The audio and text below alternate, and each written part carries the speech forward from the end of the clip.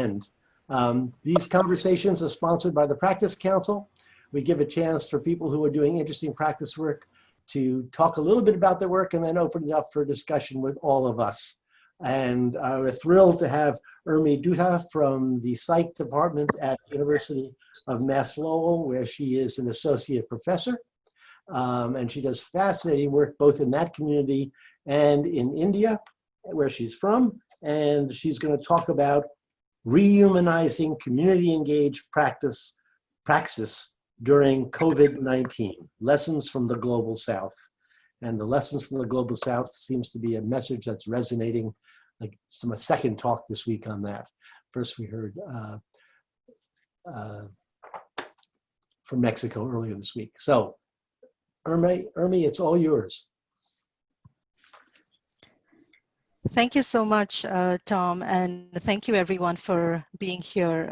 It's really exciting and encouraging to see so many of you, and from so many different parts of the world. So thank you so much. I'm really excited. So, today's what I'm going to be talking about today is, clearly something that all of us have been grappling with for several months now. And I think one thing that it has done for us is that COVID has really shown us, both revealed, but also amplified the kinds of inequalities that exist in our worlds. And we are seeing that inequality play out definitely in the US, in the social epidemiology of disease, in the disproportionate burden that is being borne by communities of color. But we are also seeing this in between the global north and the global south. There is a fundamental unequal relationship between the north and the south. And this is not only with respect to resources, but it is also with respect to the kinds of values that we attribute to human life. So the kinds of, the politics of dehumanization or disposability that is, that has been in play for a really, really long time, because of histories of an ongoing colonialism, racism, neoliberalism, that we are seeing that the impact of those on so many communities in the global south. And there is also sort of, this inequality also applies to the kinds of assumptions that we make about expertise. As if there is a unidirectional flow of expertise or knowledge from the north to the south. And it is against that backdrop that today I want to talk about some of the work that I've been doing alongside and in solidarity with community workers and grassroots activists and artists from Miya communities in Northeast India. So it's really fundamental, because everything that I'm going to talk about today is happening in this broader context of our relationships, our ongoing collaborations, transnational organizing. My role here is not as an outside expert or consultant. So it's really grounded in that relationality. So with this sort of very brief introduction, I'm going to start with, I'll share some of the slides to make it easier for you to follow. And sort of, so what I have planned for today is I'll talk a little bit about, the context, the place, everything that we do is very, very grounded in our context. And so I'll talk about a little bit about who the Miya communities are, who we are, what we do, and then about the sort of the scope and the nature of the work and the challenges that we encounter in our praxis during COVID-19. And then I'll conclude with some lessons that I've taken, and I think that all of us have to learn from this kind of work that takes place in the global south. So let me just take a moment to start sharing my screen.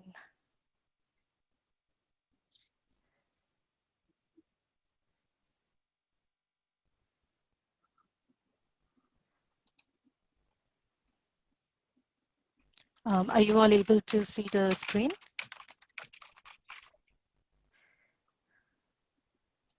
Yes. Okay.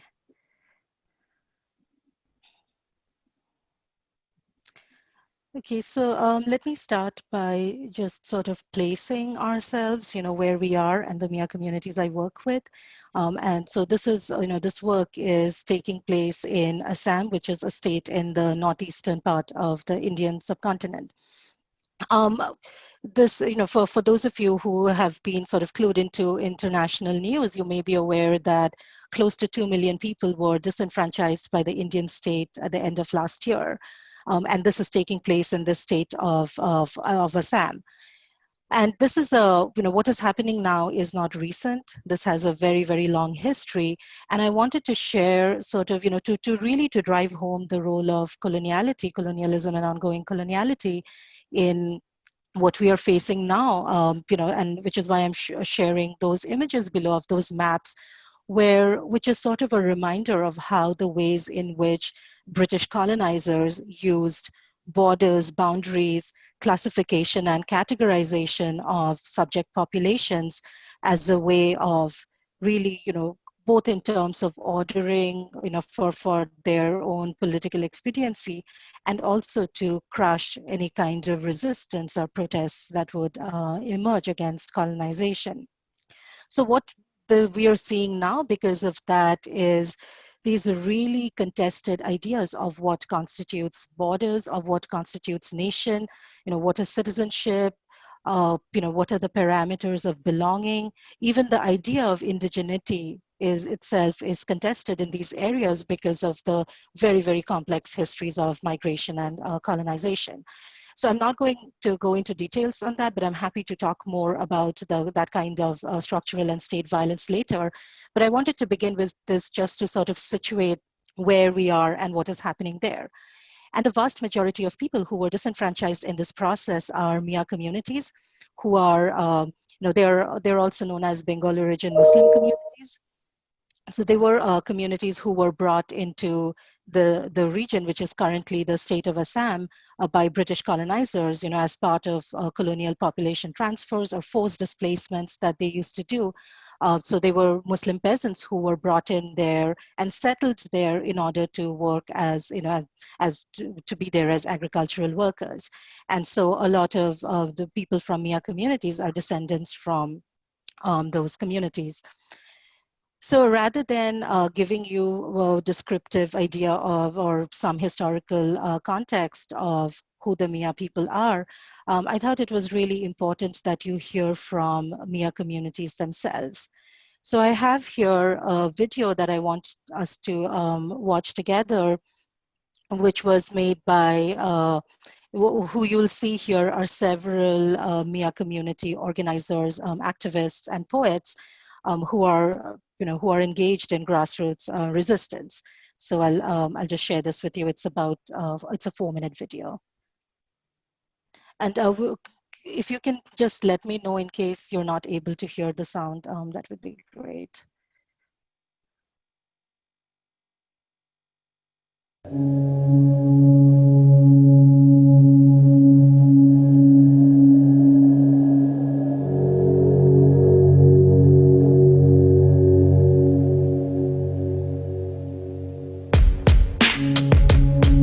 Write down, I am a Miya. My serial number in the NRC is 20,543.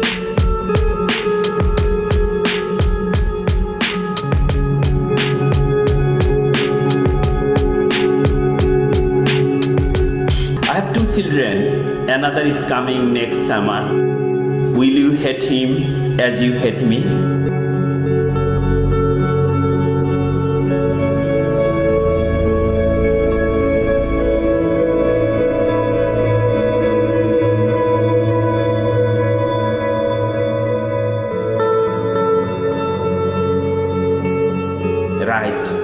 Write down, I am a Miya, a citizen of a democratic, secular republic without any rights. My mother is a devoter, though her parents are Indian.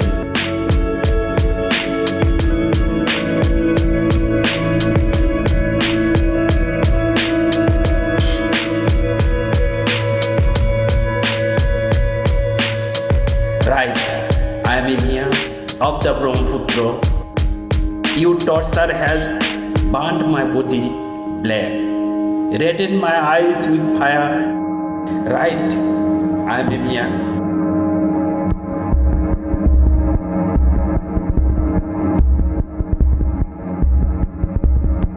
আমি মিয়া, তুমি আঙ্গো মা, তোমার কোলে জন্ম আমার, তোমার কোলে জন্ম আঙ্গো বাবা, আঙ্গো মা, আঙ্গো দাদা।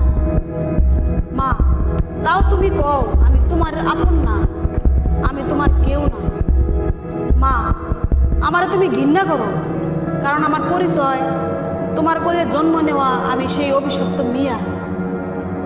মা, তুমি আমারে বিশ্বাস করো না, কারণ আমার মুখে দিগলা দাড়ি, পিন্ধনে লুঙ্গি। মা, আমি তোমার কাছে আমার পরিচয় দিতে দিতে ব্যাকুল হয়ে যাই। তাও হাজার কষ্ট লাঞ্ছনা বাঞ্ছনা সহ্য করে কই, মা আমি তোমারই ভালো পাই।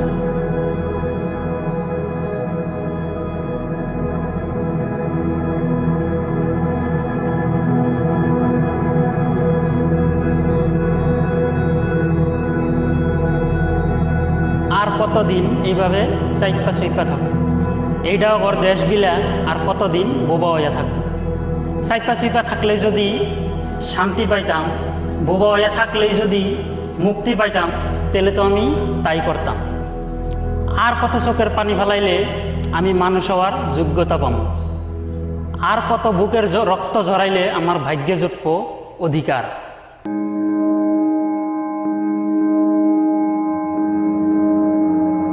আমাগো মার নামে ডিবুট, বেলাটা দেখি ডুবতাছে, নাল আকাশ কালা হইতাছে, আমি যাওন নাকবো মেলা দূর, সামনে শুধু আন্ধার আর আন্ধার। বাবা আড়ে গেছে, মা কুড়ে গেছে, কেসের হাজিরা আছে, আমিও বাড়ি থেকে মেলাতে। বাইতেও খাইবার নাই, গরিবের সমবার চাইল পায়, আমাগো মার নামে ডিবুট, তাই চাইল ডাইল গরিবের হইলেও ওই চাইল আমাগো। That land is mine, I am not of that land. The land that makes my father alien, that kills my brother with bullets, my sister with gang rape, the land where my mother strokes in her heart live burning coals. That land is mine, I am not of that land.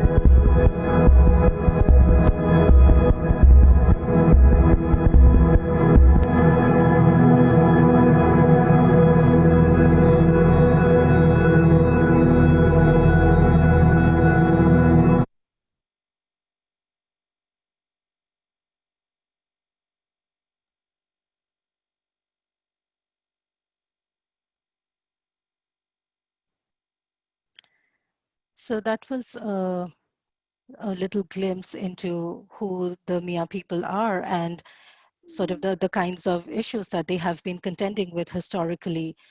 I also wanted to share this with you because several of the people that you saw in the video, like Abdul Kalam Azad, Rehna Sultana, Ashraful Hussain, are all part of our collective that we have been working together. So they're really at the front lines of all of this crisis.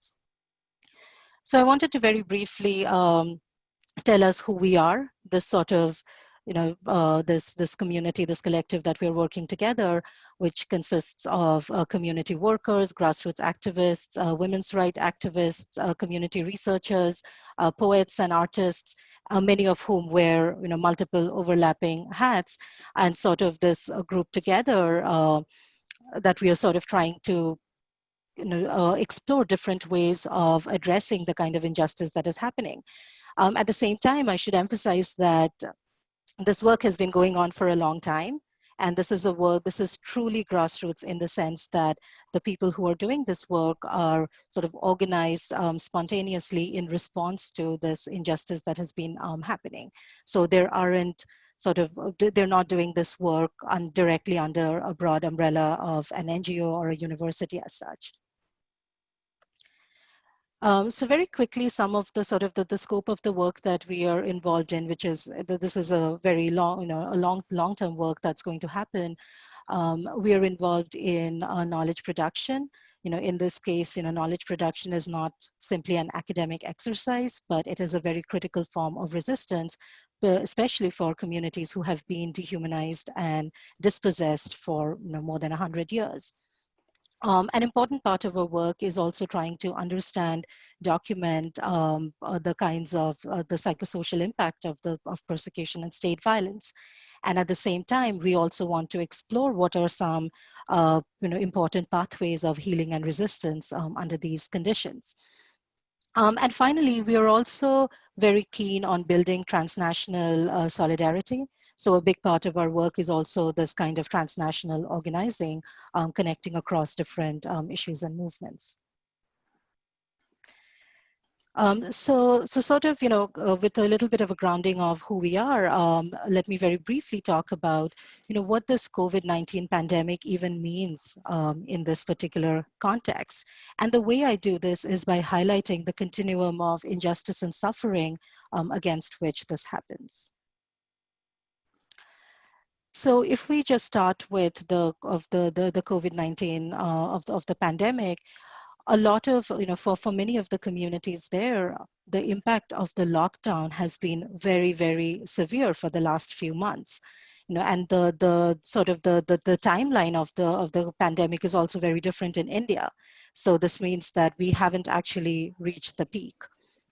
But what sort of happened during the lockdown was that, it impacted most of the people in this particular community that it impacted were tenant farmers, or who are landless farmers. So they usually lease a small piece of land from other landlords, and they're migrant workers, who moved to different urban areas and cities to be working on construction sites, etc. So for them, it meant like immediately their access to livelihood was lost. And because of that, they suffered destitution. They were in debt. There were farmers who weren't able to harvest their spring produce because of the lockdown. They weren't able to plant the seeds that they would need in order for to have a produce during monsoons. At the same time, there's also a lot of stigmatization of Muslims. The spreading Islamophobia, which is particularly both created and also reinforced by the BJP government in India. So those are sort of some of the immediate impacts of what's happening with COVID-19. But none of this, we cannot even understand the scope of the impact of this if we don't put it on a timeline.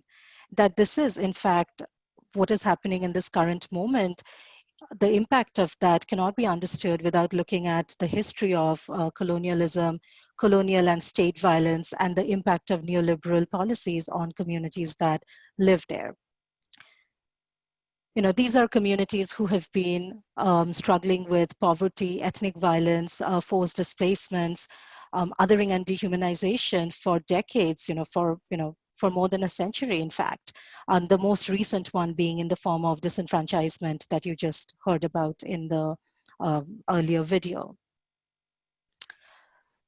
So the time preceding the pandemic, people were involved in the process of filing claims to be included in the National Register of Citizens, and a lot of this included, getting lawyers. Many of them had to sell what meager land they had in order to be able to get that money, to be able to travel hundreds of kilometers for their hearings. Many of them were displaced. There were also people who were already placed in detention. There was this very, very deep despair and fear that communities were living with. So by the time the pandemic came, their resources and capacities were already severely depleted. On top of that, since the pandemic started, there have been 4 floods in the region. People have been displaced because of these floods, and now as the floodwaters are receding, the risks of waterborne diseases are really high. And under these conditions, you can imagine that social distancing or any of the kinds of sort of the public health regulations that we are used to are almost impossible. And all of this is taking place in the absence of any kind of state aid to these communities. And it's not only sort of the lack of resources, but it's also the indignities that they have to suffer through the pandemic and through all of these displacements. So it's sort of against that continuum of injustice and oppression. I'll share some of what we have been doing in this over the last few months. And I really want to emphasize that even though I'm talking about, I'm the one who's presenting here and I'm talking about some of what we have done, my role has really been accompanying the community workers at the front lines. They're the ones who are really fighting and resisting and intervening and trying to support their communities.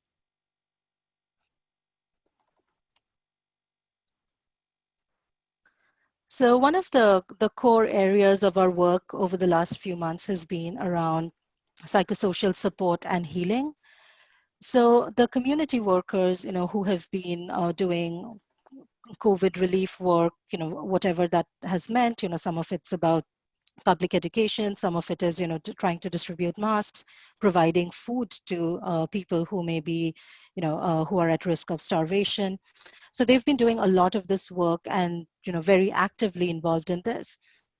But that work also takes a huge toll, especially considering the fact that they're doing this without any kind of organizational support.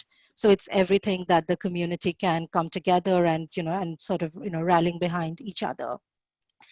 And this, so one of the things that we did was try to create spaces for community workers to come together, in a virtual format, of course, to share stories, to acknowledge the kinds of impacts that it has on them to be doing this work.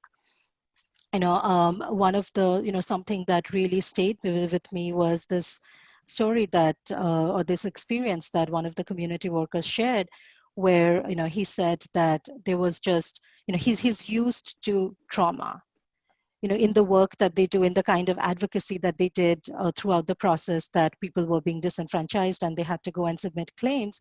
They came in contact with a lot of these stories. But he said that there is something so fundamental about an encounter where a person does not have food. A person is at the brink of starvation and you don't have the capacity to help. That leaves a mark that is just unbearable.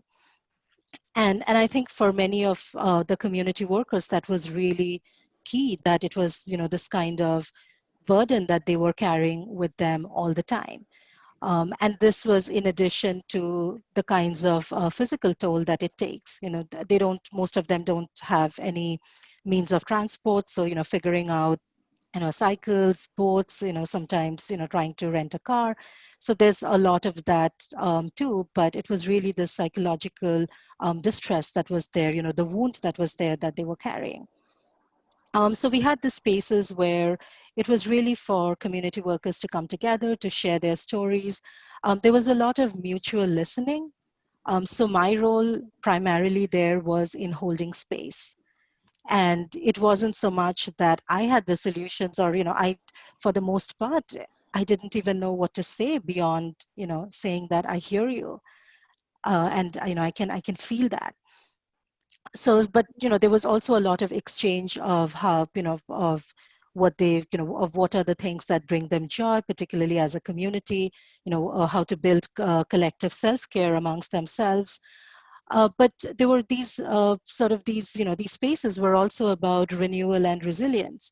We had, these sessions would usually last anywhere between 3 to 4 hours. And the stories were often interspersed with music, with songs, with poetry readings. So it felt, there was a way in which it felt very whole, that it wasn't that at the end of it wasn't that we would just leave with a really heavy heart and keep carrying all of that with us. So that was an important space that we had to create during that time. Another area that I was involved in was in grassroots capacity building. And, and this depended on what were the issues that came up over the course of time. One of the things, and I'll particularly focus on one thing, was this was at the very close to the, at the beginning of the lockdown. There was a lawyers guild that had filed a petition so that people who were in detention were released to their families during the pandemic. So the court actually ordered the state to release detainees who had been there for more than 5 years into the community. And then so suddenly the community workers had a lot of these detainees who were now released with parole, and really at a loss in terms of the kinds of trauma that they were carrying, and how to even, like, what did that even mean to be released during the pandemic, during social distancing, during lockdown. So one of the things that we thought we would do is providing some kind of support for community workers to begin to even think about what their work with detainees look like. So I have here like a very small clip that I thought I would share as an example of what we put together for some of the community workers. And it was really challenging because there was having to do this in a virtual setting, knowing that people had very limited access to internet, and there was also, it was a lockdown, so they couldn't really travel. And and I did not want to sort of do this, like make it into something that was clinical, where I would give them a list of symptoms or things that they should be looking out for. And none of them are trained mental health workers. So there was, I think my impulse at the time was, how am I going to humanize this and to make this, to do this in a way where, it's meaningful to people. So I'll quickly share sort of, one of the several modules that we developed during the time. And the one that you're seeing right now is for community workers to sort of, have some grasp over the scope of what it is that detainees are potentially experiencing or going through once they come out into the community. And as you will see here, that these are a lot of images that we used. So rather than listing what we might be looking for, we ended up thinking, trying to visualize what some of those things could be. And this was also to address any kind of literacy or language barriers that might be there.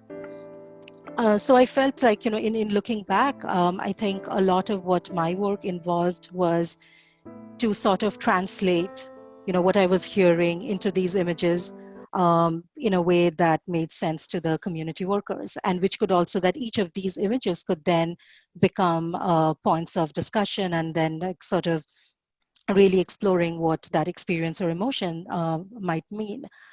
The other thing that I also want to highlight is that this wasn't, it wasn't just something that I developed. These were things that, this happened over a course of time, over many conversations where I listened to community workers who have direct experience with detainees about some of the things that they have heard, of reading transcripts or of watching videos that they have created with interviews, with detainees. So it happened in a very collaborative context. And it was not just this, but also, all of the other things, like the sessions that I talked to you, that I mentioned earlier for psychosocial support and healing, that all of those are developed in these deep conversations and sort of back and forth with individuals, with small groups. And an active part of this is also for the people that I'm working with, to also develop more collaborative planning and facilitation skills, with the idea that I'm not the one who will always be facilitating these kinds of sessions. So it's always shared between 2 or 3 people when we run these sessions. A third area of our work was addressing epistemic or cultural violence and erasures. And again, like I want us, I know I mentioned this earlier, but really, recognizing that the kinds of knowledge and narratives that we produce are become really, really crucial in a context where populations have been dehumanized. So some of my work involved supporting Ango Cover, which is a community news channel that my community partners have started in order to highlight stories and issues that their communities face, which are not covered by mainstream media. We also have been building what we are calling a Miya Community Action Research Collective. So this is with fewer people, about 4 or 5 of us at the moment who are doing this. And the idea behind this is it's claiming a knowledge and cultural space which has not been afforded to these communities forever. And something else that is really key about it is that it is not just the present that is important right now with respect to to this research collective, but that for people who are, as we are envisioning this, and for the Miya community workers and researchers who are involved, that for them, they very strongly feel that this is something that they're doing for posterity, that, where their identity as Miya itself is a slur. So in that context, and the moment they claim anything as Miya or identify as Miya, there is so much of hate that is directed against them. In that context, in that dehumanizing context, to have something that is strong and that is positive, which is connected to Miya identity, is something that's very important to them. Our work at this time has also involved building transnational connections and solidarity. We have organized a number of panels which have, centering these community workers and activists to talk about their work and situating that in the historical and political context that we're in. And I also want to give a shout out to the Decolonial Racial Justice Action Group, because they have been one of the, they've been really fabulous in terms of providing a space for many of our community workers to come and talk, to build connections. And finally, some of our work has been around connecting people and communities to critical resources, whether it was in the form of fundraising, applying for grants, or connecting some of the women's collectives to NGOs who were either supporting their vocational work or supporting, or trying to provide, making sure that they had access to masks and so on. And these are needs that shift over time, and and really being aware of how to constantly respond to what is happening. So those were very, very briefly sort of an array of the things that we have been involved in over this time. And I'll take sort of a few moments to highlight some of the lessons that I think we have learned in the course of doing this work.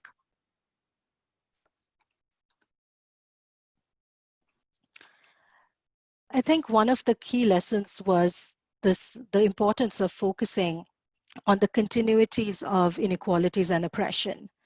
That if we are to view the COVID, the pandemic and the lockdown as sort of this single event, then any response that we have is never going to address the core issues. And I think particularly in this right now, in this present moment where we don't even, we can only imagine, we have not even seen the extent of the impact that this pandemic is going to have on vulnerable communities. So in that context, I shudder to think what the impacts will be if we are not mindful and if we do not focus on these kinds of inequalities that determine the social epidemiology of disease. In doing this work, something that I have learned is the importance of transforming a crisis orientation or mindset. And I'll share a story to sort of let you know, how that became so apparent to me. This was when we were, when we were talking about some sort of, quote unquote workshop or training for community workers who would be working with detainees who were released during the lockdown. And it was really challenging for me. I think when I first responded, or when I was thinking of, how are we going to do this, I sort of had this crisis intervention framework in the back of my mind. But that was really debilitating because there is just so much need and the issues are so serious that I didn't even know where to begin. So I think for me, a part of the shift that happened was sort of moving from thinking, and I think there's something about crisis that is, there are assumptions that this is an exceptional situation, this is not a normal situation, that this isn't going to last forever. And that actually was not consistent with what these communities were facing. If you remember the continuum that I showed earlier, this pandemic is, one slice of everything else that is happening. So for me, I felt like there was an important movement that happened during that time to shift from this crisis orientation to shift to, to be thinking about, what our long-term partnership and what our long-term accompaniment looks like. And then within that broader context, what might we do together right now? And that was also reflected in the, in the materials that we developed, because I also felt that that shift had to happen in the community workers, for them to recognize too that this is long-term work and there are some things that we can do now. So I think both at a micro level and at a very macro structural level, this is very important. And connected to that, a third lesson was the need to be open and willing to give up prescribed ways of doing things. When I was putting together some of the materials for the for working for supporting community workers with their work with detainees, there's so much of material that's out there, in terms of crisis intervention and all of that, and so much of it did not make any sense, because they were not aligned with the lived realities or the histories of the people there. So, and this is not to say that, that you reject everything. I'm sure there were sensibilities or sort of, ideas that came in, but there was a way in which I had to sort of, de-link that and focus on what was happening on the ground. And that also meant accepting very diffuse and ambiguous roles, which are not always easily, which can be easily articulated. Another key lesson was to really, to consider the community or the context as both starting point and anchor, rather than our professional training.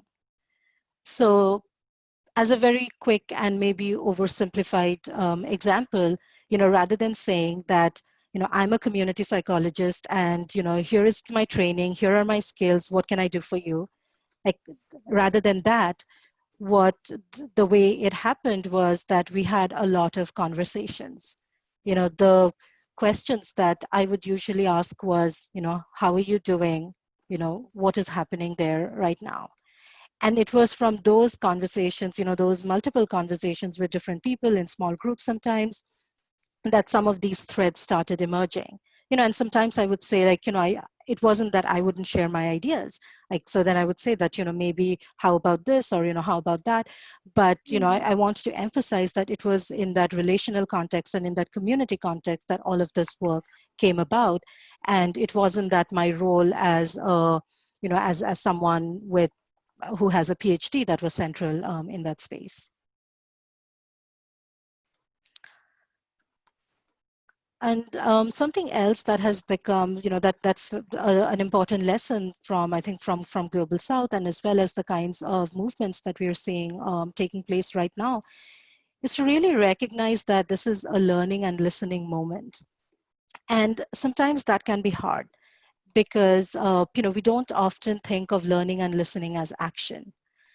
And especially when there are so many things which are outside of our control, and we want to be involved and act with all of the constraints that we are placed in right now, we can sort of lose on what it means to really even take a moment to understand what is happening. And so for me, it felt that a lot of what was happening was this. And this is something that cannot be quantified. You cannot show outcomes of what listening or learning necessarily is, in any easy way. But that felt very important. And part of that was also interrogating our desire or intent to act. No matter, how good our intentions are, but there are ways in which the way we act can replicate the unequal developmental paradigms that already exist. So, which is why it feels really important to take that step back. And here I also want to recognize a Dalit feminist activist, Tenmuri Soundararajan, whose work and whose messages over the course of the pandemic has really inspired me. And one of the things that she said at a webinar on South Asian and Black solidarity was, in her words, come to the table right or don't come at all. And that felt really key, and that really stayed with me because it made me think about what it is, what kinds of grounds and what kinds of dignities and slices of humanity do communities at the margins have to cede for some level of allyship or support. So that's a very, very important message, especially if we're thinking about North-South relationships. It to not always do it, quote unquote, our way. And connected to that is sort of this recalibrating our roles and assumptions of expertise, especially as it pertains to how we support Global South communities. That, just because, by virtue of being in the US, I think many of us will, we have people or organizations reach out saying they need some kind of support in their, in their organization or community. And I think there is a way in which we automatically assume that we can help. And that is one of the lessons for me from here is to suspend that assumption that we can help. Is to move from developing resources to simply, provide resources as if those resources will always be useful or work, to begin to think about, like what it is that we need to learn, what kind of systems of, graded inequality exist in those contexts. And maybe they don't need the solution from us, maybe there is a way in which it already exists. So to sort of, question that idea of automatically that just because we are that many of us are, practicing or, affiliated with universities, that we can help. So I think that's something that's also an important lesson that has emerged from this work. And finally, I think what captures all of this is that in these circumstances, in fact, it should be for any circumstances, that the human or humanizing option is the only option. So it isn't, so everything else, whether it's in terms of, our professional expertise or boundaries or, any other thing, that those are all things that, that become, that they don't matter anymore. So it's really, so I just wanted to wrap up with, leaving us with this thought that what does it mean when we begin our work, our commitments, our practice from being human and meeting other people as humans?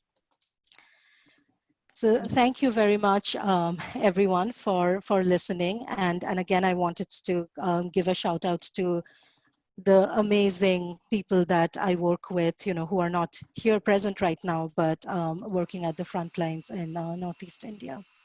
So thank you. Thank you.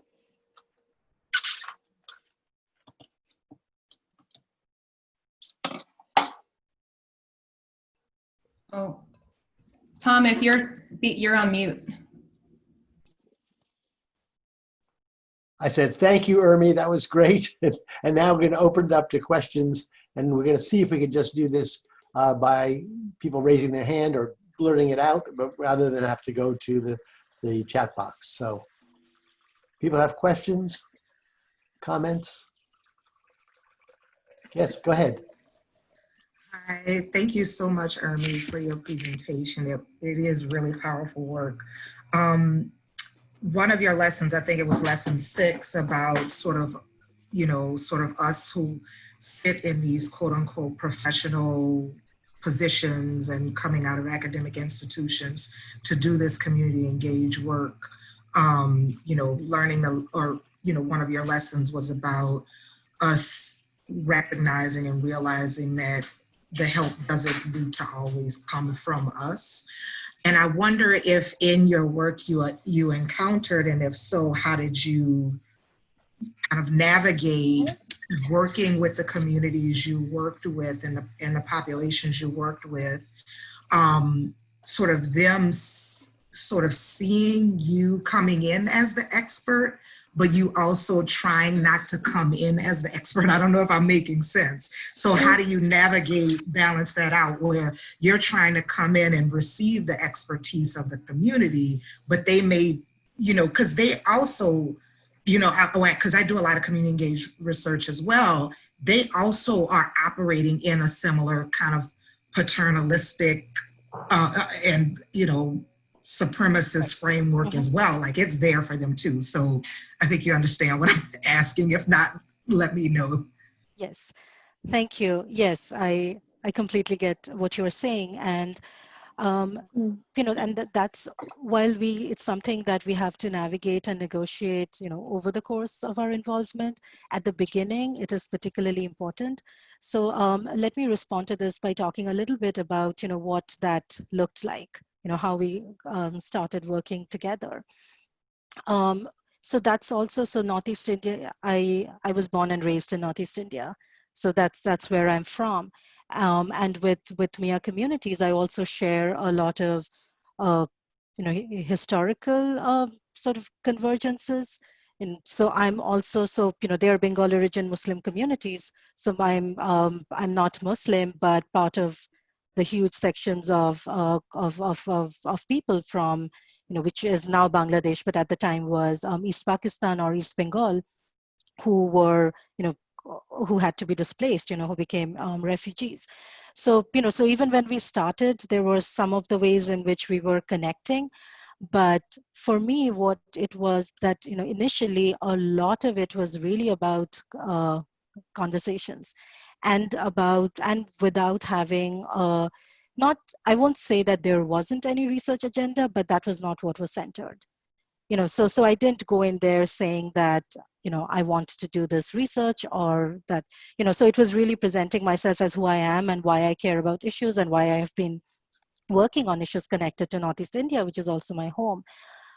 So, you know, last summer was when I met them in person for the first time. And it's really, it's hard to say that it was just last summer, because I feel like so much of what happened, you know, over like a year and a half is just, you know, it cannot be contained in like linear time, it feels. But I went there and, you know, and at the time I thought that I would do some interviews with grassroots activists and to, you know, and to sort of get a sense of what was happening. But the situation there was extremely complicated, both politically, but this was also in the aftermath of floods. And, you know, and when I was there, it just, you know, I met a lot of grassroots activists, you know, and it was really beautiful because they invited me to some of their spaces, to things that they were organizing. And, you know, and we talked a lot, but I just, you know, it was a decision that I made at that moment that I wasn't going to do this as any interviews, that this does not have to be about research. And, you know, and I think what was really powerful about that was that, you know, some of the things that I had in mind about, you know, this research collective or, you know, the kinds of ways in which we can disrupt state violence, those happened, but, you know, they didn't start with the research idea, but they happened more organically. So I think it was that emphasis on centering relationships and building those caring relationships with people, not in a transactional way. You know, like I was okay with the idea that even if this does not pan out into, you know, traditional research project, but this is something that I'm still committed to. So, you know, I don't know if it gets to your question, but a lot of it is even in the way, you know, when I first visited, they several of them addressed me as ma'am. You know, so it was this constant thing of saying that, you know, you can call me by my name, but, you know, I'm also slightly older than most of them. So then they came up with the idea of calling me older sister, you know, which felt much more comfortable. And I think over time, it's a role that I feel like I've grown into as well. Yes, thank you so much. That response is very helpful to me. Thank you. Terrific. Other questions, comments? Urmi, who are the community workers? It sounds at some point like they're just community activists who you met, or are they in official positions called community worker? No, they call themselves community workers because, they do all kinds of work for their communities. Yeah. Got it. On a volunteer basis. Mm-hmm. Okay. Other questions, comments?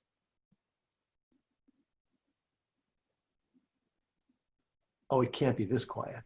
Yeah, no, I was just thinking actually about, and I put it in the chat box. This is Jerry, just a fantastic work. So Urmi, did you know the Mayan, is it Maya population beforehand, or were you introduced to them? Sorry if I missed it, if No. you shared it earlier. No, so I knew about them. I mean, I didn't know about this particular, group of people who were working. So I got to know them through another diaspora group here in the US who it's called Association for India's Development. So they support a lot of grassroots movements in India. And I've been involved with, some of the chapters here in the US. And it was through them that I first, they had supported this group in some of the environmental and sustainability work that they were doing in their communities. So that's how I got introduced to Abdul Kalam Azad, who's one of the community leaders there. And then I think there was that conversation with a couple of people from that organization, but after that it sort of just took off. And then now beyond that initial conversation, the organization has had no role. But I think there was something about the way we connected that, and including the language, because we speak similar languages. Got it. Okay. Yeah. So will you continue to do work? I'm hoping so. It just it's fascinating. Yeah. So yes. Okay. Cool. Okay. Yeah. Yeah. There's been so much written lately about accompaniment. And this is such a beautiful example of what it means, what Mary Watkins and others have been defining. What are they saying, Tom? I'm not familiar actually. What's the? Oh, it's about the very sophisticated way that Urmi illustrates of relating to a community in a way that isn't professional and condescending. Got it. Okay. There's so much of where we say, oh, we're working with the community, but we're really stepping on the community. And accompaniment is a beautiful redefinition. I'm just starting to understand it and read some about it. Got it. Who is that? You said Mary Watkins. Who's Watkins. At Pacifica. Oh, cool. Okay. And I'm sure there are other people who are writing about this. So a lot of what's being what's framed as psychosocial accompaniment comes from Latin America. And the work that has happened there. And I think for me, in many ways, accompaniment, it was sort of the instinctive and very natural way of doing work, which stemmed from working in communities even before I became an academic. So it was more of finding a term that actually, described what I was doing. Okay. Yeah, cool. Okay, thank you. Yeah, both Tom. Yeah, interesting. Okay. And Nuria Chiafalo is the other one who works with Mary, who's from Mexico. Yes. And okay. The whole book with the community. I mean, that's a great example of translating accompaniment into professional work. She wrote a book about the work, and half the authors are from the community. Got it. Okay. Urmi, this has been wonderful, and I'm sorry that we're committed to the hour, but we want to keep doing these, and I'm looking to sort of start figuring out the fall schedule. I got one invitation out for September, but if you know of people, if you'd like to volunteer to present, contact me. If you know of people who you think would be great to present, contact me. If there are people who you'd like to hear, who you may not even know, send me that information, and we'll start to line these up. These have turned out to be wonderful conversations, and I love the fact that they're getting more and more international. Great to see Katrina here from Italy, and we had contacted people from India who were trying to join us. So what began as very small Practice Council conversations are now expanding and the content is magnificent. Ermi, Awesome. thank you so much. Yes. And if anybody has other thoughts, please send them my way. Thanks so much. Thank you. Yeah. Thank you. Yeah. This is being recorded by Jean Hill, and it'll be on the website at SCRA under the rest of the conversations. So if you know people who want to catch this one, they can catch it, and you can catch up on the ones you've missed. Thank you very much. Blessings to you, Ermi. Yep. Thank you. Everybody be well. Bye. Bye, everybody. Thank you.